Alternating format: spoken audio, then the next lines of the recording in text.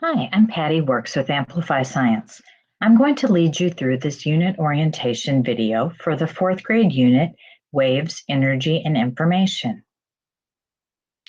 In Waves, Energy, and Information, students take on the role of marine scientists, figuring out how mother dolphins communicate with their calves.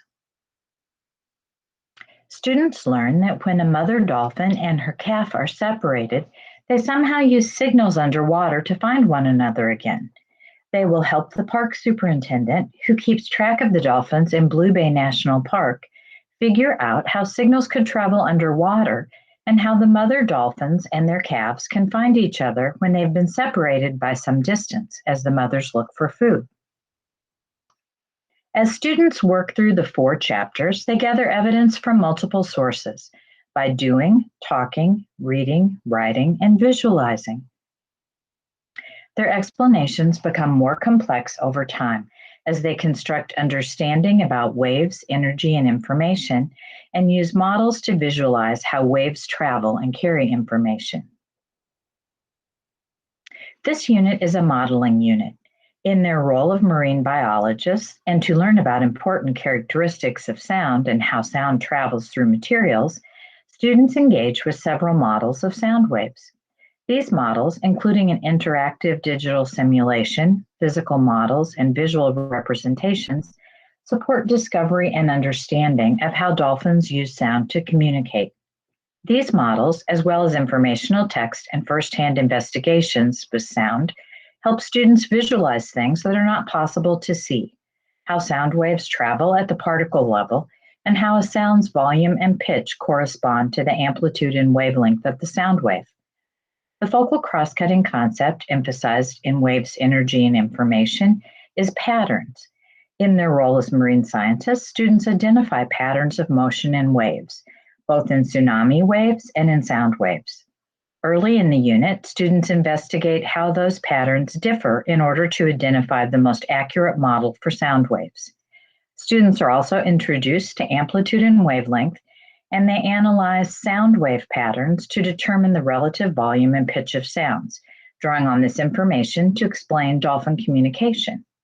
Later in the unit, students investigate patterns in human communication by exploring the ways in which binary code helps transmit information across distances. Students return to the idea of patterns again and again across the unit through a variety of modalities. Every Amplify Science elementary unit also includes a focal sense-making strategy, which students leverage as they read and also during investigations. This unit's sense-making strategy is visualization. Students visualize how waves move with a variety of models. The main writing genre in this unit, as with the majority of K-5 Amplify Science units, is explanation. Students apply what they learn from their investigations to write a series of scientific explanations detailing how dolphins are able to communicate using sound. Well, that's the overview. Now I'll talk you through what happens throughout the unit, how students build from their prior knowledge to get to a complex causal explanation of the anchor phenomenon. To do this, I'll summarize the key ideas students figure out in each chapter and how they use these ideas to explain the anchor phenomenon piece by piece. For each chapter, I'll highlight 1 or 2 key evidence sources students use. But remember, in every chapter and every lesson, students gather evidence multimodally from many different sources. In Chapter 1, students collect evidence to answer the question, how does a mother dolphin communicate with her calf across a distance? They will investigate and learn that a wave is a pattern of motion. Key evidence sources in this chapter include students observing and discussing rope and spring toy waves and participating in a kinesthetic model of a tsunami wave. By the end of Chapter 1, students return to the anchor phenomenon. They explain that dolphins communicate through sound. When a mother dolphin makes a sound, that sound travels away from her in a pattern of motion called a wave. The sound energy moves through the water all the way to her calf, even though the water itself only moves a little. In Chapter 2, students work to find out, how does sound energy travel through water from a mother dolphin to her calf? They find out that in a sound wave, the particles of the material the energy travels through move only a little. Sound energy travels through different kinds of materials like water. Sound energy travels through a material as a series of particle collisions, and when the collisions reach the listener hears the sound. In this chapter, students revise their models of how sound travels after investigating amplitude and volume in the sim, where they visualize sound waves.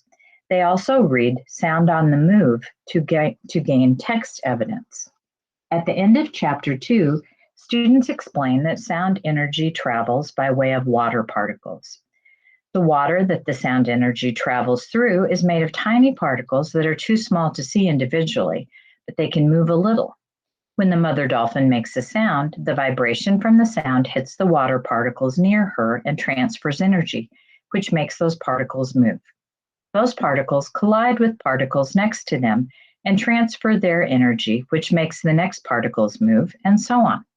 This results in a wave, a pattern of motion that occurs when particles collide or compress and then spread back apart.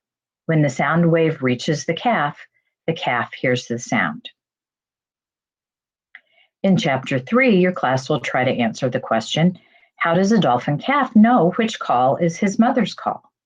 Students investigate and find out that sound waves can differ in amplitude and wavelength. Key experiences that help students understand these ideas include reading and discussing the book, Seeing Sound, and the scientist who cracked the dolphin code.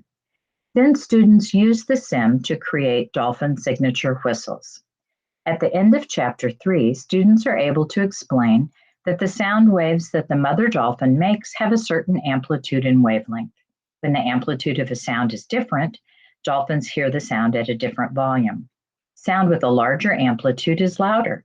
This means that if the amplitude of the sound that the mother dolphin makes is large enough, the calf will be able to hear it.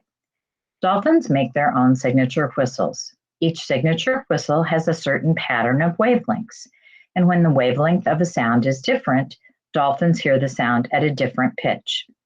This means that the dolphins hear certain patterns of pitches when they hear a signature whistle. The calf recognizes his mother's signature whistle and knows to respond. In the final chapter of the unit, students will engage in looking at how humans use patterns to communicate. In this chapter, key experiences include encoding images in the Code Communicator tool, designing communication plans, and sending and receiving messages across the classroom. By the end of Chapter 4, students can explain that there are multiple ways to transmit information across a distance, all of which involve using patterns as well as coding and decoding information. I hope you're feeling excited to start teaching this unit. In addition to the resources on the Amplify platform, check out the at-home videos and the at-home unit to help you teach the unit this spring. You can use any combination of these resources to engage your students in figuring out about waves, energy, and information. Please let me know how I can help you plan for instruction. I'm Patty Works, and my email address is pworks@amplify.com. Thank you.